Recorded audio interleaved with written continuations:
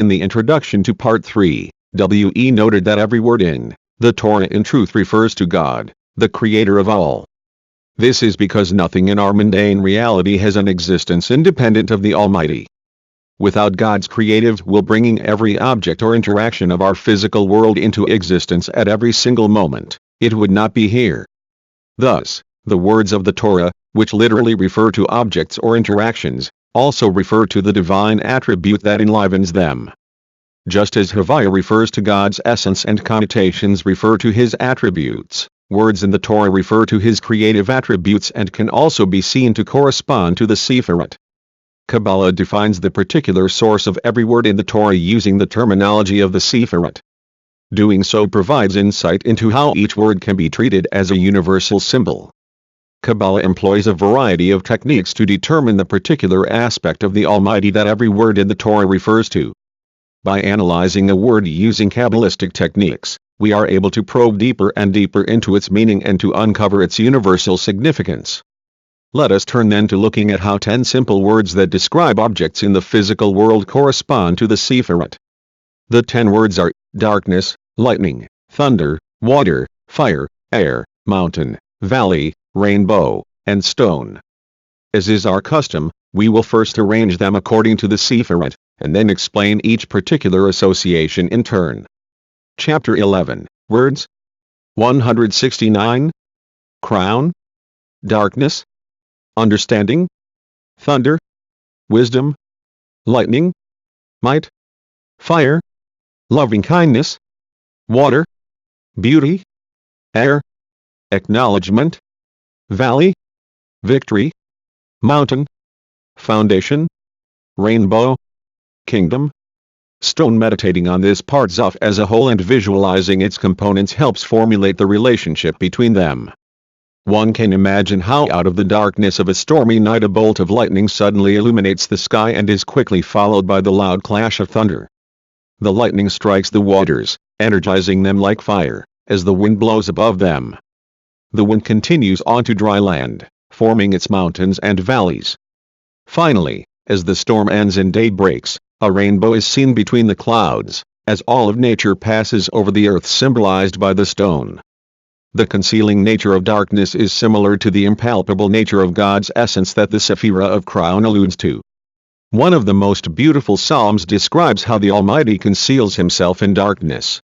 God's concealed nature is also the source of our unrevealed superconsciousness. Our inexpressible superconsciousness is revealed by the Sephirah of wisdom, which like lightning, lights the darkness of the night sky. In Chassidut, the experience of wisdom is referred to as a lightning bolt across the mind. 170. What you need to know about Kabbalah. Like the Sephirot of wisdom and understanding that are forever joined in unison, lightning and thunder come together. The sense of sight, which perceives lightning, corresponds to wisdom, while our sense of hearing, which perceives the thunder, corresponds specifically to understanding. Of thunder it is said, the thunder of his might, who can understand? 2. The sages teach us that God created thunder in order to straighten the hearts of men. 3a. Straight heart is a heart full of understanding, as in the words of the Tikkun Zohar, understanding is the heart, and with it the heart understands. 4. Most of us are probably familiar with the 4 elemental forms of matter of antiquity: water, fire, air, and earth. In Kabbalah, these 4 correspond to the Sephirot of loving kindness, might, beauty, and kingdom, respectively. We will return to how the earth is here represented by the stone. The inner experience of the Sephirah of loving kindness, love, is likened to water, whereas the inner experience of the Sephirah of might, fear or awe, is likened to fire. The prophet says that, whoever is thirsty, go to water, 5 with love, while fire causes one to flee, in fear. The blue of sea waters is the color of the Sephirah of loving kindness in Kabbalah, while the red of fire is the color of the Sephirah of might. In Hebrew, air or wind also means spirit. In the 2nd verse of the Torah we read that, the Spirit of God hovered above the waters. When the 2 primary letters of spirit, the and the of, are placed before the 3 letters of the word waters, the result is mercy. The inner experience of the Sephirah of beauty. In other words, Compassion is the spirit of life. The mountains and valleys of the earth's topography complement one another, just as the two Sephirot, victory and acknowledgement, do. In Sefer Yetzirah, these two Sephirot are described as the high and low extremes. As explained in Chapter 7, these two Sephirot also complement one another in our psyche. Victory is experienced as active trust in God, whereby one does all. Chapter 11, words 171, that is in one's power to be successful, assured that God has given him or her power to succeed. Acknowledgement is experienced as passive trust, whereby one acknowledges that everything is truly in the hands of heaven and therefore one can only look up to the Almighty for one's success. The two states of trust, active and passive, are symbolized by the upward aspiring mountains and the lowly valleys of the earth. It is especially the mountains and valleys of the land of Israel that reflect the two types of trust in the Almighty, as in the verse, "Those who trust in God are like the mountain of Zion, which will never falter." 6. The first half of the verse describes the active trust that is likened to the mountain of Zion. The second half of the verse contains the word falter, which in Hebrew also means fall, as in falling down into the valley. The valleys of the Holy Land thus represent the passive trust in God that no harm will befall us. The rainbow is the sign of God's covenant with humanity. 7. In Kabbalah, a covenant alludes to the sephira of foundation. The most important covenant in the Torah is the one made between God and Abraham, the covenant of circumcision that Abraham and his descendants were commanded to perform in the male procreative organ. In the Zohar, guarding the covenant refers to an individual who is careful to never engage in any kind of forbidden sexual conduct. Such an individual is referred to as a tzaddik, a righteous, holy person, of whom scriptures say, "And the tzaddik is the foundation of the world." 8. For the tzaddik upholds our covenant with the Almighty, ensuring the world's endurance and continual progress towards its ultimate goal, universal redemption.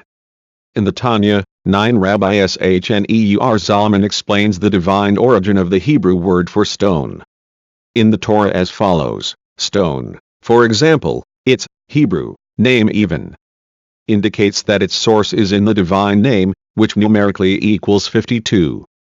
10. With the letter Aleph added to it from another name, for a reason known to the Creator. Now, the name that equals 52 is itself a very supernal worlds, but through numerous and powerful contractions, degree by degree, 172. What you need to know about Kabbalah: there descended from it a greatly diminished life force, until it could enclose in the stone. And this is the soul of the inanimate being, which gives it life and sustains it ex nihilo at every instant. As mentioned above, the letter filling of the name Havaya that equals 52 corresponds to the Sephira of kingdom. Additionally, the stone is made out of, and represents, the elemental earth, the lowest of the four elements of antiquity, which also corresponds to kingdom. More than any other Sephira, kingdom symbolizes the piecemeal construction of a complex entity from simple building blocks. As explained in Kabbalah, kingdom begins from a singular point, which then undergoes a process of construction, from packets of energies that come from the Sephira of might. This process of building the kingdom is alluded to in the verse, "And Jacob took the stone and made it into a monument and said, Indeed, this is the house of God." 11. The stone turns into a monument which then becomes a house. In Kabbalah, this three-stage process is referred to as point line area, 12 or point Sephira parts of. Hearing God in words, the Baal Shem Tov and the Chassidic masters that followed him revealed that not only is every written word in the Torah a holy name of God, but that if our hearts are attuned to God, indeed every word that we think, speak, or write, whether in Hebrew or in any other language, is a divine name. The great masters of Chassidut understood how each word that they heard or spoke referred to God, and actually created new Kabbalistic intentions, kavanot. Even for the most secular terms in the local jargon. 13. We are usually oblivious to the deep meaning in every human utterance. But indeed, we do not need to understand exactly how it is that a word refers to the Almighty. For a word we speak to be considered a divine name, it is enough that it be spoken out of the sincerity of one's heart in simple faith in the Almighty. Chapter 11, Words 173. Thus, though it may seem that by emphasizing the simple service of the heart the Baal Shem Tov de-emphasized the Kabbalistic intentions on divine names, in fact, He expanded the domain of divine names to include all words spoken to God from the depth of the heart. Where the Arizal, and the Kabbalistic masters that followed him, stressed the importance of understanding and correctly utilizing the holy names in the intentions of our prayers, the Baal Shem Tov stressed the importance of prayer as it comes from the heart. By doing so, the Baal Shem Tov also brought us closer to realizing the Talmudic sage's vision of would it be that a person would pray all day long. 14. By continually inundating our consciousness with awareness of God and of His omnipresence, indeed all of our spoken words become as prayers before the Almighty. Any and every human utterance directed to God from the depth of one's heart is a prayer. For God, the utterance itself is equivalent to a divine name spoken with all of deepest possible intentions of Kabbalah. To illustrate this point we turn to one of the most famous stories of the Baal Shem Tov. 15. In the time of the Baal Shem Tov there was a certain Jewish community that had been spiritually incriminated and was facing its destruction. When the Baal Shem Tov saw the gravity of the situation he prayed profusely on Rosh Hashanah and Yom Kippur. During Nila, the concluding prayer of Yom Kippur, his students realized from his manner of prayer that the decree must be very harsh, and they too invested all of their spiritual strength into their prayers and pleas that were accompanied by sobbing and tears that came from the depths of their hearts. When the rest of the congregation felt how strongly the Baal Shem Tov and his holy students were praying, they also understood that the situation was grave and joined them in tears and prayer from the innermost points of their hearts. The din grew from moment to moment. 174. What you need to know about Kabbalah. For some years a certain Jewish youth who worked as a shepherd would join the congregation in prayer on Rosh Hashanah and Yom Kippur. Being that he could not read or write, he would stand silently, never uttering a word, and stare at the chazen, cantor, and the people pray. Being that he was a country boy he was familiar with and could mimic the different sounds made by animals like goats, sheep, and birds. Most important in his eyes was the sound made by the rooster. As he witnessed the commotion and emotional excitement of the congregation, as he heard the sounds of crying and weeping both in the men's and the women's sections, his heart broke inside his bosom and he cried out, in a great voice, Cuckoo Rekahan, God, have mercy. When the call like the call of the rooster was heard in the synagogue, everyone was struck with fear, but with the words God, have mercy, it became clear that it was the young shepherd. Some of the congregants who stood near the boy scolded him in an effort to silence him and were even about to run him out of the building. But he told them, I too am a Jew, and your God is my God as well. The old synagogue custodian, Joseph Yuzpa, calmed everyone and told the shepherd to remain where he was. A few moments after the incident with the shepherd, the Baal Shem Tov's voice was heard and the voice of his students followed his as they finished the Amidah of Nila. The Baal Shem Tov's face shone with joy. The Baal Shem Tov began repeating the Amidah with a special melody and recited the Shema, Baruch Shem, and Hashem Hu Elokim with special energy. Then our teacher the Baal Shem Tov began to sing songs of joy. When the Baal Shem Tov and his holy disciples sat down to the breakfast meal, he told them all that had happened. Chapter 11, Words 175. When he endeavored to nullify the decree with his prayers, he himself was accused of encouraging Jews to live in agrarian towns and on crossroads where they might learn from the ways of their non-Jewish neighbors. When, in the heavens, they began to inquire as to the ways and state of those who lived in the country, he said, I saw that the situation was critical, but then suddenly, the sincere call of the young shepherd Cuckoo Rekahan, God have mercy, was heard. This sincere call caused a great deal of pleasure above, and reached the highest levels, and all the negative decrees were annulled from that community and from myself. How was it that a simple peasant boy who could not read or write, could be the one responsible for God responding to the congregation's prayers by mimicking a rooster? The answer is that the boy cried from the depth of his heart. Why is it important for us to know that the sound that he made was the sound of a rooster? Because Chassidic teachings stress that when prayer is addressed with true feeling and originates in the heart, even the call of the cock can be a holy name of the Almighty. As Kabbalah began to be revealed in the Middle Ages, many rabbinical sages were suspicious of its talk of the Sephirot. They feared that people who would hear about Kabbalah and not study it sufficiently could be mistaken to think that when praying to God, one should address him through the Sephirot, something we addressed at the beginning of our discussion of God's names. In order to prevent this, One of the great Talmudic scholars 16 coined a phrase describing the proper intent that a person should have when praying: I am praying to he whom the toddler addresses as God. Young children, in their simplicity and innocence, are untainted by the false notions and incorrect intellectual assumptions that plague the adult mind. A beautiful Chassidic story illustrates how a child intuits and addresses the essence of another. 176. What you need to know about Kabbalah. Rabbi Shneur Zalman of Liadi, the Alter Rebbe, wanted to test his young grandson, Menachem Mendel, who would later become the third Rebbe of Chabad, the Tzemach Tzedek. He set him on his lap and asked him, "Where is Zaid, grandfather?" The young Menachem Mendel pointed to his grandfather's head. The Alter Rebbe smiled and shook his head. "No. That is Zaid's head." "Where is Zaid?" The child pointed to his grandfather's chest. Again the Rebbe smiled but shook his head. "No. That is Zaid's heart." "Where is Zaid?" And so the exercise continued until the child stood in seeming bewilderment.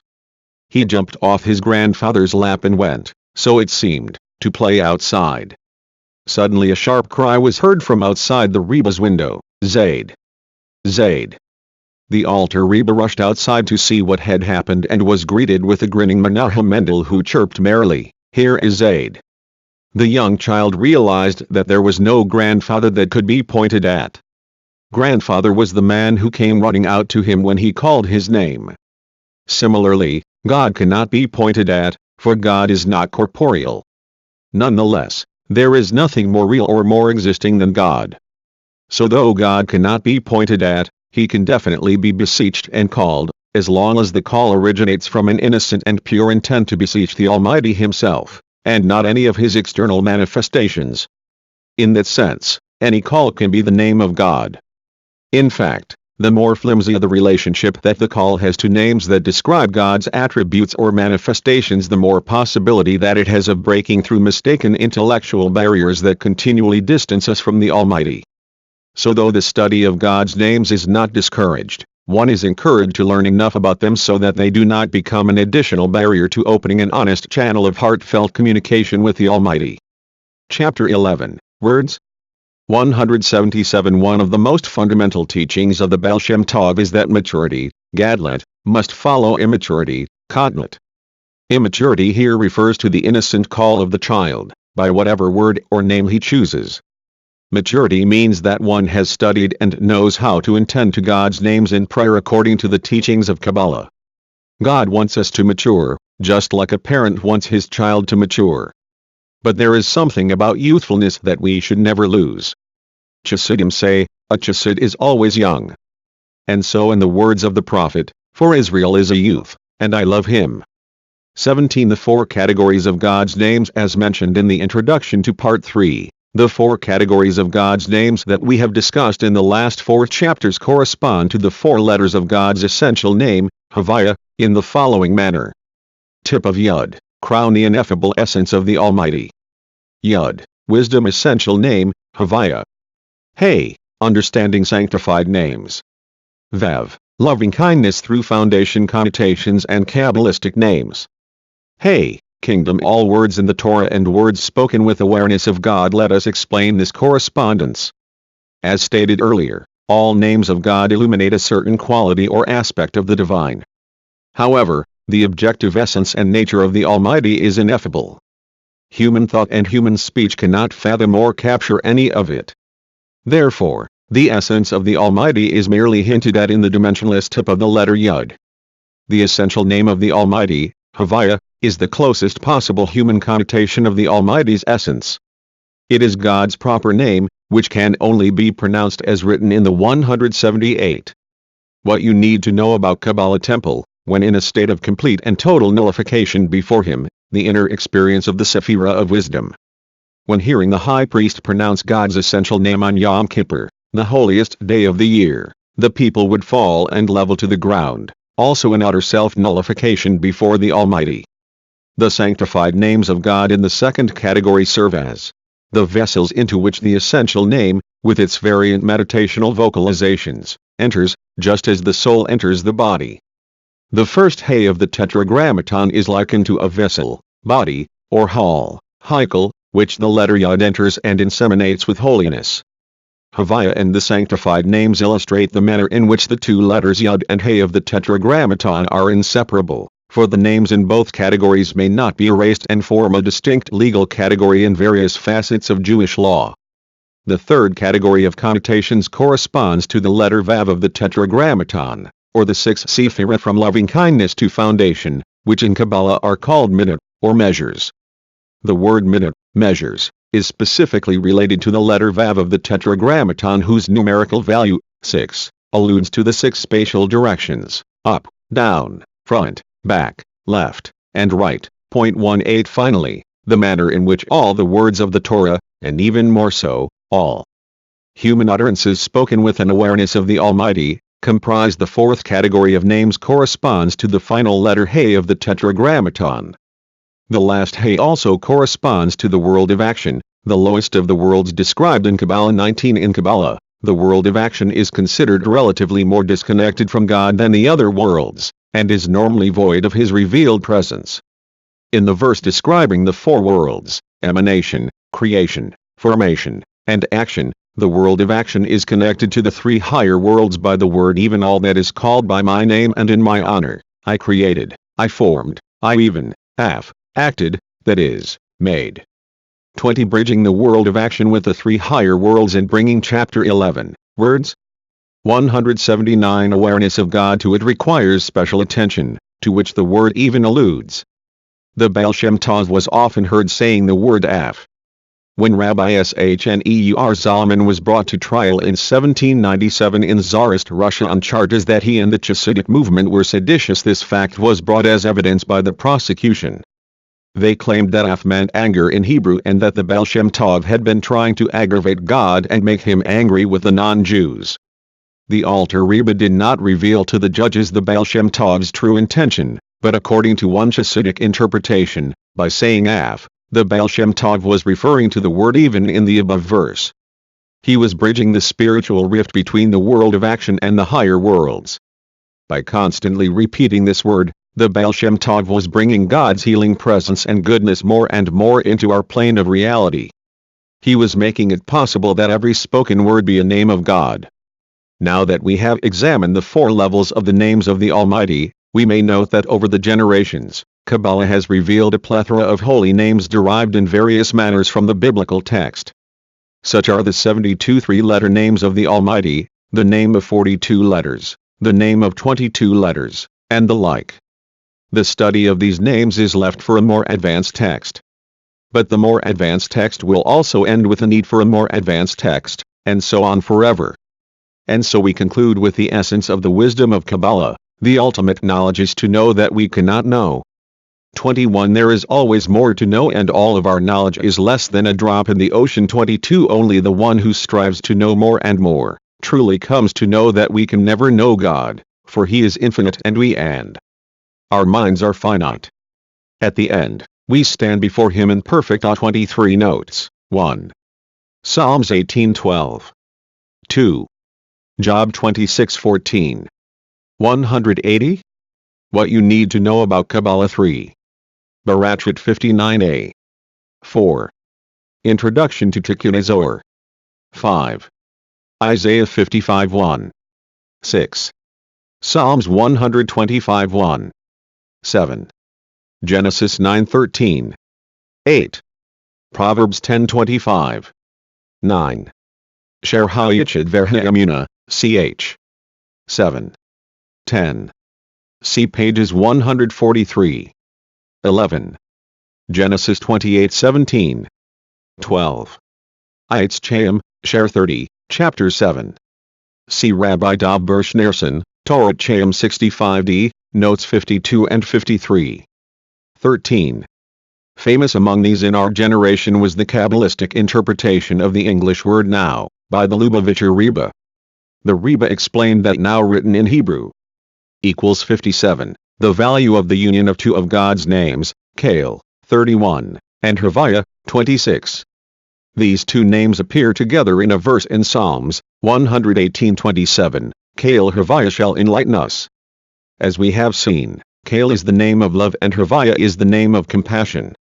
The Rebbe taught that together, Divine love and compassion are the source of enlightenment and immediate salvation, now.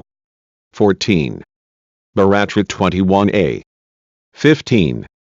Rabbi Yosef Yitzchak Schneerson, Contrast Torah Hasidut, pages 6-7.